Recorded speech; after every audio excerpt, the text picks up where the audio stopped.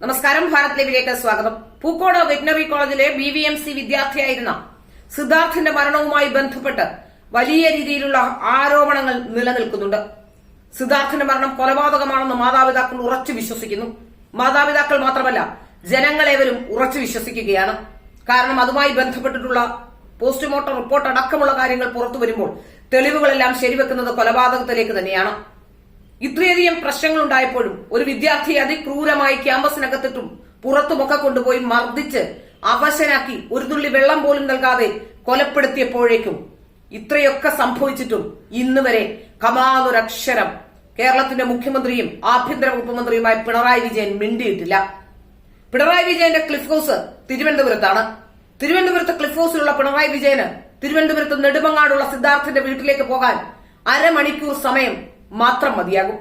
പക്ഷേ ഇതുവരെ ആ കുടുംബത്തിലേക്ക് ഒന്ന് എത്തി നോക്കാൻ പോലും പിണറായി വിജയന് കഴിഞ്ഞിട്ടില്ല. പിണറായി വിജയൻ അതിന് മുതിർന്നിട്ടുമില്ല. പിണറായി വിജയൻ കേവലം ഒരു CPMന്റെ നേതാവോ SFIയുടെ നേതാവോ അല്ല. പിണറായി വിജയൻ കേരളത്തിലെ ജനങ്ങളുടെ മുഖ്യമന്ത്രിയാണ്, ആഭ്യന്തര വകുപ്പ് മന്ത്രിയാണ്.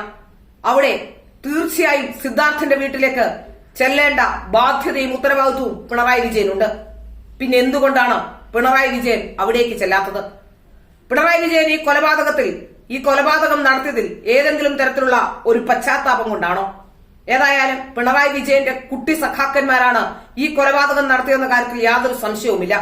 അതിൽ 4 പേർ മാത്രമാണ് SFIക്കാരെന്ന് പറഞ്ഞു വെക്കാനും ചില വിദ്യാർത്ഥിനികളെ കൊണ്ട് തെരുവിൽ ഇറങ്ങിക്കൊണ്ട് ഇതൊന്നുമല്ല സംഭവിച്ചത്, ഇവിടെ നടന്നത് മറ്റൊന്നാണെന്ന് പറയിപ്പിക്കാനുമുള്ള ശ്രമം നടത്തുന്നത് നമ്മൾ കണ്ടതാണ്.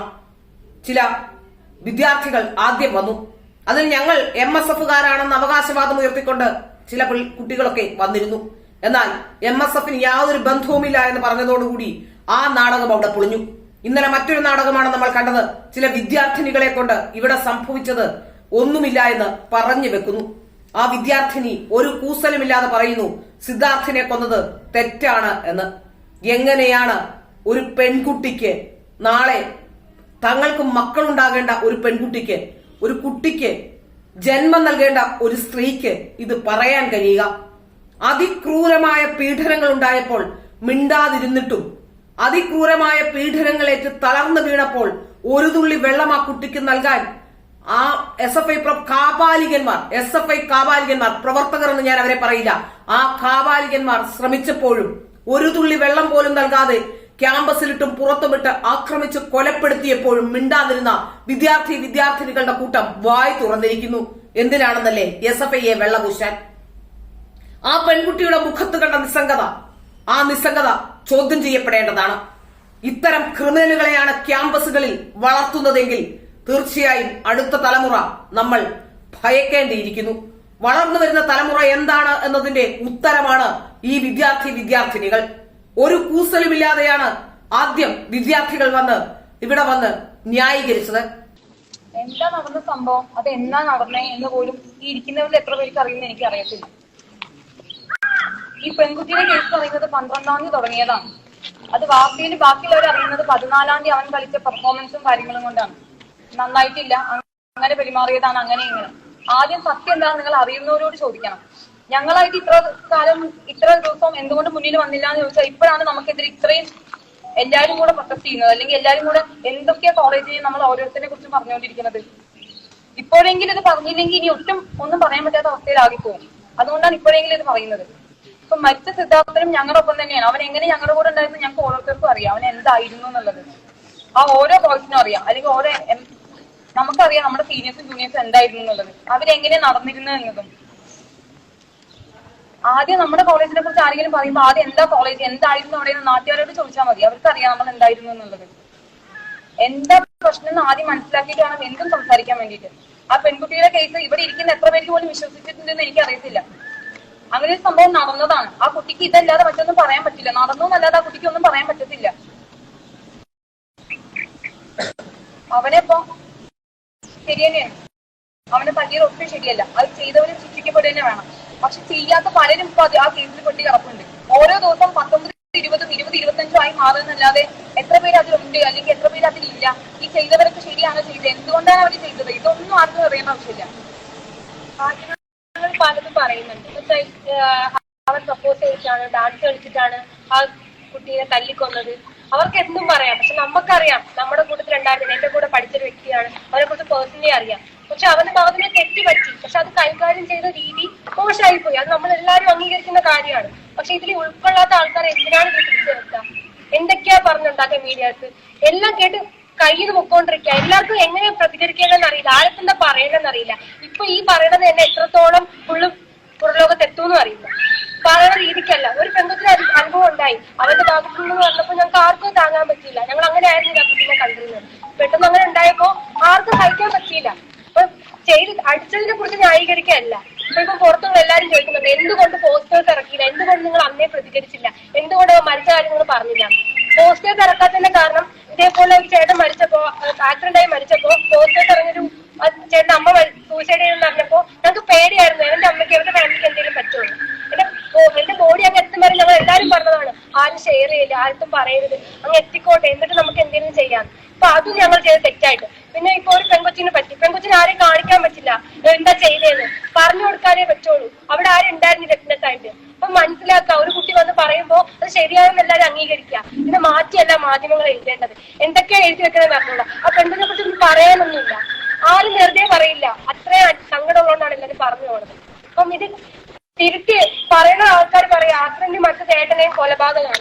എന്ത് കുറ്റത്തിലാ പറയണമെന്ന് അറിയില്ല. അവർ കണ്ടു നിന്നതുപോലെയാണ് എല്ലാരും പറയുന്നത്. ഇവിടെ നടന്ന കഥകളൊക്കെ കണ്ടു നിന്നതുപോലെയാണ്. അങ്ങനെ അടിച്ചു ഇങ്ങനെ അടിച്ചു, അറിയില്ലെങ്കിൽ അറിയില്ല, അറിയില്ല എന്ന് തന്നെ പറയാ. ഇങ്ങനെയാണ് കുട്ടികൾ പറയാറ്. അപ്പൊ നമുക്ക് നമ്മുടെ ഫ്രണ്ട്സിനെ എല്ലാരെയും പറഞ്ഞ് മനസ്സിലാക്കിയുണ്ട്, എല്ലാരും വിളിച്ചിരുത്തി പറയണം ഇന്ന കാര്യങ്ങളാണ് നടന്നത്, എങ്കിലും എല്ലാരും വിശ്വസിക്കുന്നുള്ളൂ. വീട്ടുകാരുടെ അവസ്ഥ ഇതിലും ദയനീയാണ്. എന്തിനാ ഈ കോളേജിൽ പഠിക്കാൻ പോകുന്നത് തോന്നിപ്പോണ അവസ്ഥ. അപ്പൊ ഇതൊക്കെ വേണ്ടിയിട്ടാണ് നമ്മൾ എല്ലാവരും സ്റ്റുഡൻസ് എല്ലാവരും ഒന്നിച്ച് നിന്ന് പ്രതിഷേധത്തിൽ ഇറങ്ങിയിട്ടുള്ളത്. തെറ്റായി പറഞ്ഞതെല്ലാം മാറ്റി എഴുതുക, സത്യങ്ങൾ എന്താണെന്ന് വെളിപ്പെടുത്തുക. എനിക്ക് പറയാനായിട്ടുള്ളത് ഞങ്ങളുടെ ബാച്ചിനെ പറ്റിയാണ്. ആകപ്പാടെ ഇനി ഞങ്ങളുടെ ബാച്ചിൽ ഇനി അവശേഷിക്കുന്ന വെറും 5 ആൺകുട്ടികളാണ്.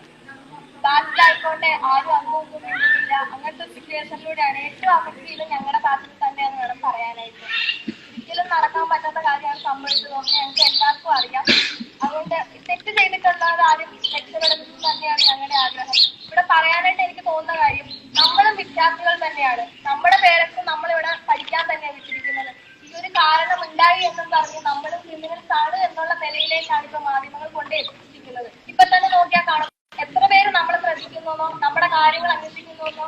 ഇതുവരെ നമ്മളോട് ആരും ഈ കാര്യത്തെ പറ്റി ഒന്നും അന്വേഷിച്ചില്ല. അങ്ങനെയല്ല, നമ്മൾക്കൊന്ന് പറയാനായിട്ടുള്ള കാര്യങ്ങൾ നമ്മൾ മുന്നിൽ നിന്ന് പറയാൻ തന്നെ ചെയ്യും. വേറൊരു കാര്യം, നമുക്ക് പഠിക്കണം. അതെ, ഇത് നമ്മുടെ കോളേജാണ്.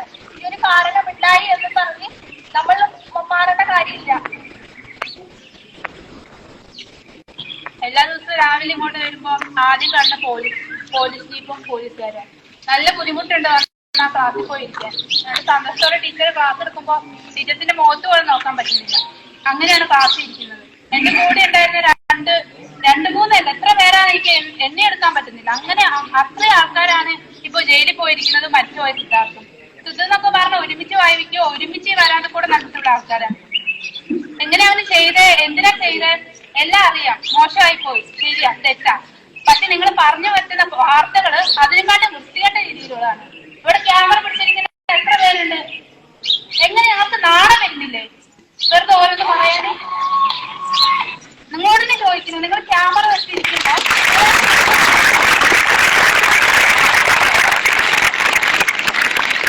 എങ്ങനെയാ റിപ്പോർട്ടാവുന്നത്? നിങ്ങള്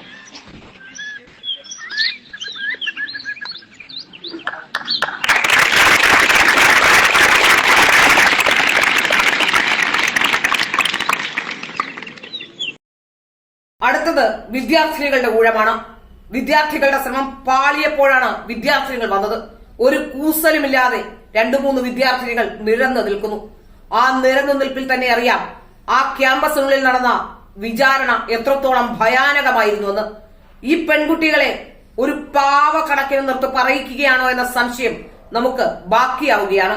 ആ പെൺകുട്ടിയുടെ നിപ്പും കൂസലില്ലായ്മയും സംസാരവും കേട്ടാൽ അറിയാം എല്ലാ പ്രതീക്ഷയും നഷ്ടപ്പെട്ട ആ ക്യാമ്പസിനുള്ളിൽ നിന്ന് ഒരു പെൺകുട്ടിയുടെ ഉള്ളിൽ നിന്ന് വരുന്ന സംസാരമാണ്. ആ പെൺകുട്ടി ഭയന്നിട്ടാണോ സംസാരിക്കുന്നത് എന്ന് പോലും സംശയിക്കേണ്ടിയിരിക്കുന്നു.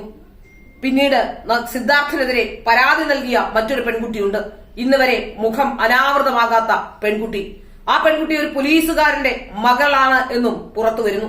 ഏതായാലും അവിടുത്തെ പോലീസുകാരടക്കമുള്ളവർ, വയനാട്ടിലെ MLA അടക്കമുള്ളവർ ഈ കേസിന് സഹായം നൽകിയിട്ടുണ്ടോ എന്ന കാര്യം നമുക്കേവർക്കും വ്യക്തമാവുകയാണ്. ആദ്യഘട്ടത്തിൽ കേസിനെ വഴിതെറ്റിക്കാനും വീട്ടുകാരെ കൊണ്ട് കേസ് കൊടുപ്പിക്കാതിരിക്കാനും പോലീസുകാർ ശ്രമിച്ചുവെന്ന് വളരെ കൃത്യമായി തന്നെ പറഞ്ഞിട്ടുണ്ട്. അവരുടെ അച്ഛനടക്കമുള്ളവരുടെ മൊഴികളിൽ നിന്ന് അത് വ്യക്തവുമാണ്.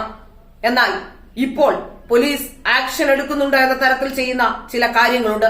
അതും പ്രതികളെ രക്ഷിക്കാൻ വേണ്ടി തന്നെയാണെന്ന് വ്യക്തമാവുകയാണ്. ജില്ലാ പോലീസ് മേധാവി ഒരു CPM നേതാവിന്റെ കൊച്ചുമകനാണ് എന്ന തരത്തിൽ വാർത്തകൾ വന്നിരുന്നു. അതുപോലെ തന്നെ ആ CPM നേതാവിന്റെ കൊച്ചുമകനെ ഉപയോഗിച്ചുകൊണ്ട് അവിടുത്തെ MLA അടക്കമുള്ളവർ, ഭരണത്തിന്റെ രാഷ്ട്രീയ സ്വാധീനത്തിന്റെ നിലവിൽ പിണറായി വിജയൻ അടക്കമുള്ളവർ ഇപ്പോൾ ഈ കേസിൽ യഥാർത്ഥത്തിൽ ചില ഇടപെടലുകൾ നടത്തുന്നുണ്ടോ എന്ന സംശയം ജനങ്ങൾക്കുണ്ടായാൽ അതിനെ തെറ്റു പറയാൻ കഴിയില്ല. പിണറായി വിജയൻ എന്തുകൊണ്ടാണ് ജുനൈദിനും മറ്റുള്ളവർക്കുമൊക്കെ പണവുമായി, അതായത് UP-യിലേക്ക് ജുനൈദിന് വേണ്ടി പണവുമായി പോയ പിണറായി വിജയൻ എന്തുകൊണ്ടാണ് സ്വന്തം നാട്ടിൽ, അതായത് സ്വന്തം സംസ്ഥാനത്ത് പിണറായി വിജയന്റെ മൂക്കിന് താഴെയുള്ള ഒരു വീട്ടിലേക്ക് ഒന്ന് എത്തി നോക്കാത്തത്? പിണറായി വിജയന് ആരോടാണ്, ജനങ്ങളോടാണോ ബാധ്യത? ജനങ്ങളോടാണോ അദ്ദേഹത്തിന്റെ കമ്മിറ്റ്മെന്റ്? ഈ ചോദ്യങ്ങൾ ബാക്കിയാവുകയാണ്. ഏതായാലും കുട്ടി സഖാക്കന്മാരെ രക്ഷിക്കാൻ കാണിച്ച വ്യഗ്രത, ആ വ്യഗ്രത ഒരു കുടുംബത്തിന്റെ അത്താണിയാണ് തകർക്കുന്നത്. ആ മരിച്ചുപോയ ആത്മാവിന് നീതി കിട്ടാതിരിക്കാനുള്ള കാര്യമാണ് നിങ്ങൾ ചെയ്തുകൊണ്ടിരിക്കുന്നതും. അവിടേക്കൊന്ന് എത്തി നോക്കാൻ പോലും ഭയപ്പെടുന്ന, അല്ലെങ്കിൽ അതിന് കൂസലില്ലാത്ത മുഖ്യമന്ത്രി. ഈ മുഖ്യമന്ത്രി സംസ്ഥാനത്തിന് അപമാനം തന്നെയാണ്. യാതൊരു സംശയവും അക്കാര്യത്തിലില്ല.